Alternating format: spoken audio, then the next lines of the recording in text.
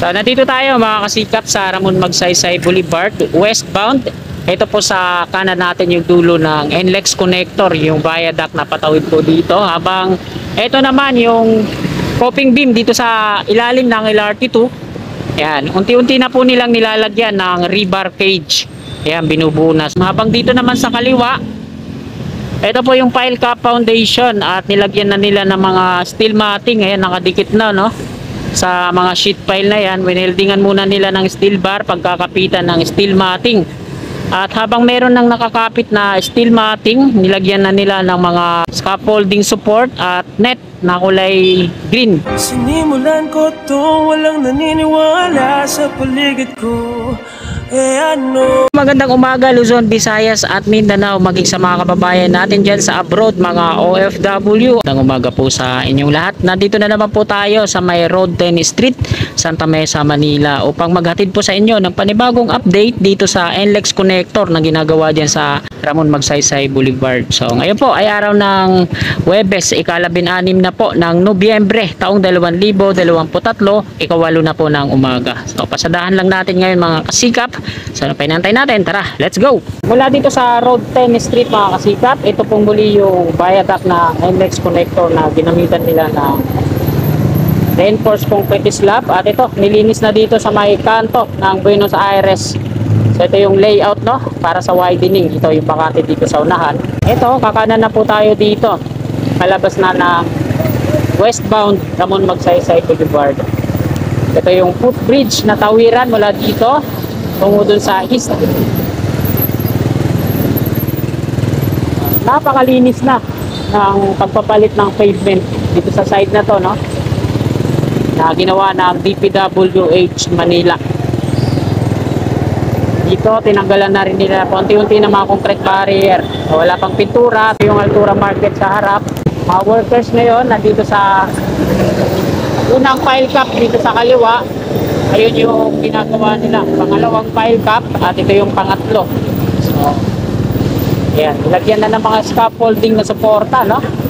So dito po muli tayo sa ating pwestuhan.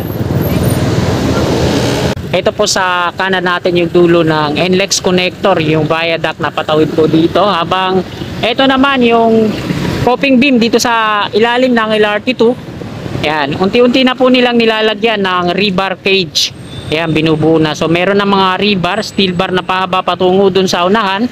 At ayan na nga, pinatatayo na nila. May mga ano na rin, mga guide. Ayan yung mga nakatayo patungo dun. So lalagyan na nila ng mga steel bar para mabuo yung rebar cage para sa coping beam. Habang dito naman sa kaliwa, ito po yung pile cap foundation at nilagyan na nila ng mga steel matting. Ayan, nakadikit na, no, sa mga sheet pile na yan. Wineldingan muna nila ng steel bar, pagkakapitan ng steel matting.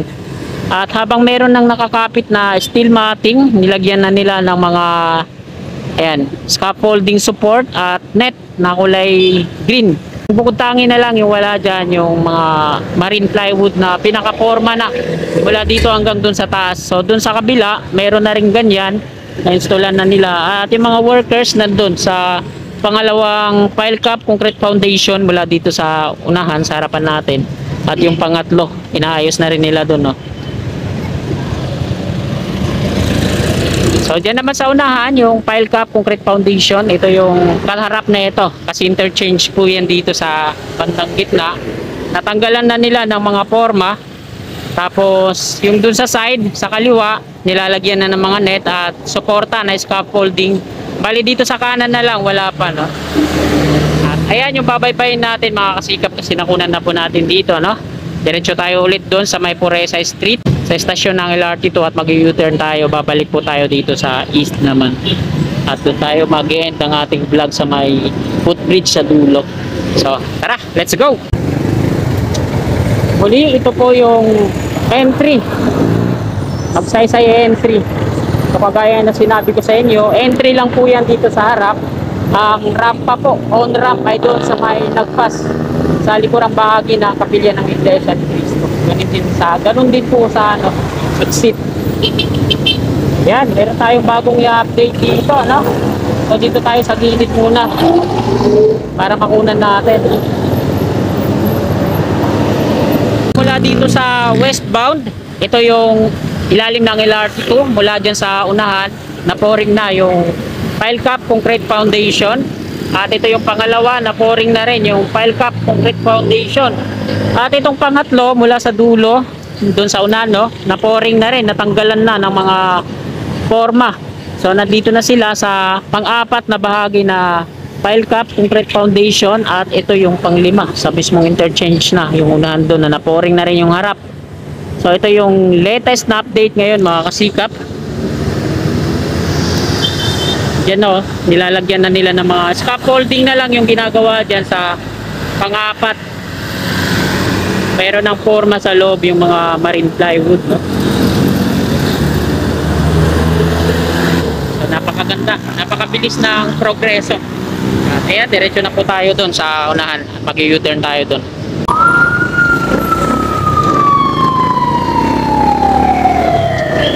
So nandito na tayo mga kasikap sa may eastbound o yung LRT2 station ng Coresa. At mula dito sa dulo ng construction, yung dating flyover, ito yung dulo nyo. Yung rampa, packet pataas. At nandito naman yung mga steel box girders. So dumadami na lalo yung mga steel box girders dito, no? Yung nandun sa harapan, kabila, nilalagay nila dito. Ito dinilipat. Ayan yung pile cap concrete foundation na na-pouring na. Bago lang to, dalawa na. At ito yung pangatlo. Ay tuloy-tuloy pa rin yung paglalagay nila ng forma na, no? Nalagyan na nila ng steel matting yan, paikot. Ito yung dito sa may center. Tayo dito, Pansamantagal. So, una muna natin kunan dito sa Tawid. Ito yung patungo dun sa PUP Santa Mesa. Zoom in lang natin. Ayan. Ito po yung mga workers dito sa Tawid na coping beam patungo dun sa Santa Mesa Station. Tuloy-tuloy pa rin yung pagbubuo nila ng rebar cage para sa coping beam. Makikita naman natin yung rebar cage mga kasikap na halos 80% na buo na, no? At ang sunod na step niyan, pag nabuo na nila yung rebar cage, ay lalagyan na nila ng forma bago nila ay pouring. Tapos pag na-pouring na, mga 3 days or mahigit, nakabalot pa ng gunny bag yan, yung tela na kulay brown, pinapatuyo yan, tapos tsaka na nila babaklasin lahat ng mga support dyan, yung mga steel pipe, mga I-beam at yung mga aluminum na yan bago nilalagyan ng rebar. So dun sa dulo, ayun yung mobile crane nila na ginagamit din sa pag-install ng mga dun sa unahan, kasi yung pile cap concrete foundation yung ginagawa nila dun sa dalawa, yung pile cap concrete foundation dun sa dulo na ginagawa nila ngayon, at ito naman yung dito sa interchange. Ayan, meron ng mga forma yan dito sa harap natin, at meron ng suporta ng mga scaffolding yung dito na lang sa harap. Ayan, hindi pa nalalagyan kasi meron pa yung butas dyan sa harapan, pundasyon. Ganito kasi yung gagawin nila mga kasikap.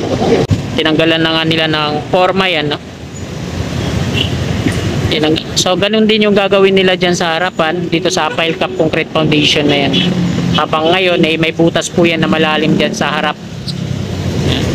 So dyan inunti-unti ng tanggalan ng forma. At doon naman sa dulo ay okay na, no?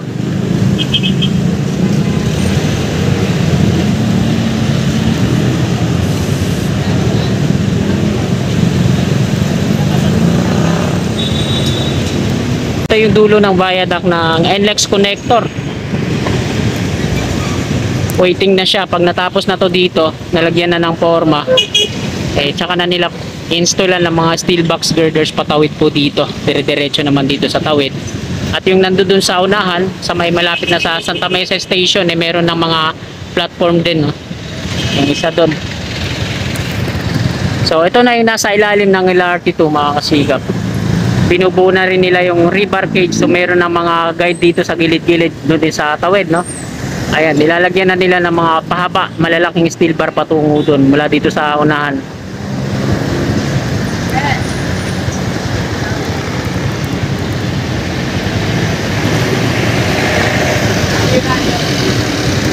So ayan, diretso na po tayo doon. patungong Santa Mesa Station ng PNR. At ito yung nabubuo na river cage para sa coping jeep. Ito yung dun sa likurang bahagi, no? Ito yung building ng PNDT at ito na yung mga workers natin.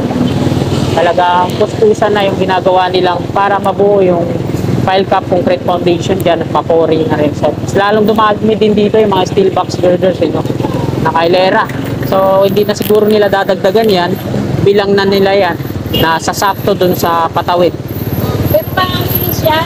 Dito na tayo mga sikap sa ilalim na footbridge. Ayun dun sa west at ito yung east. Tawiran po ng mga kababayan natin na naglalakad lang mula dun sa Altura Market patungo dito sa likod natin. So ito na mga kasikap yung kabahan ng east patungo dun sa Poresa Station. Dito na po nagtatapos ang ating update. Bago nyo lisanin tong video na to mga kasikap, please like at sa mga kasikap natin na willing po na sumuporta sa akin, please subscribe at i-click nyo na rin po yung notification bell icon dyan sa kanan. Bell po natin para always na updated po lagi tayo. Maraming salamat mga kasikap. Magandang umaga po. God bless po sa ating lahat. You're my angel, angel baby, angel.